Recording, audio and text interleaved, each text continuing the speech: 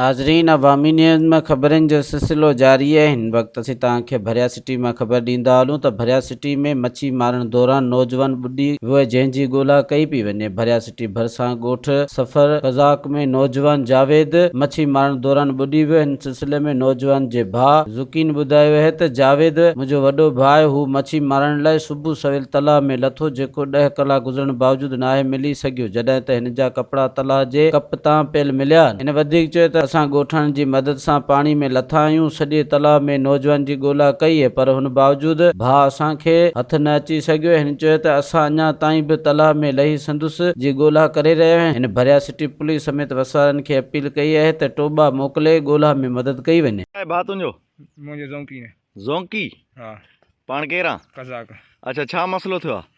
असर निकिता 4 बजे हिते माना कपड़ा हितों मिलिया आहिनि। केरु? जावेद। उहो छा थिए तुंहिंजो? भाउ आहे। नंढो वॾो? वॾो आहे मूंखां। अच्छा, घणा औलादी आहे? जी जी। अच्छा, घणी उमिरि अथसि? उमिरि अथसि 30-35 साल। सुबुह काएं बजे निकितो घरां? 4 बजे। 4 बजे? जी। उन खां पोइ माना घर छा कुझु चई निकितो या पंहिंजे ख़्याल सां ई? पंहिंजे ख़्याल सां निकिरी आयो। अच्छा जी जी। पोइ हाणे ख़ाली कपिड़ा ऐं जुतियूं हितां मिलियूं आहिनि? हाँ, हितों मिलियो आहे। हिन खॾे जे भरिसां? जी जी। बाक़ी हुनजी का ख़बर न आहे? का ख़बर तव्हांखे छा माना ख़दशो आहे? कुझु बि न। हाणे जॾहिं ॾिसूं त पोइ ख़बर पवंदी। हलो ठीक है। मज़ीद खबरों और तफसीलात के लिए विजिट करें हमारी वेबसाइट www.awamiNewsHD.com।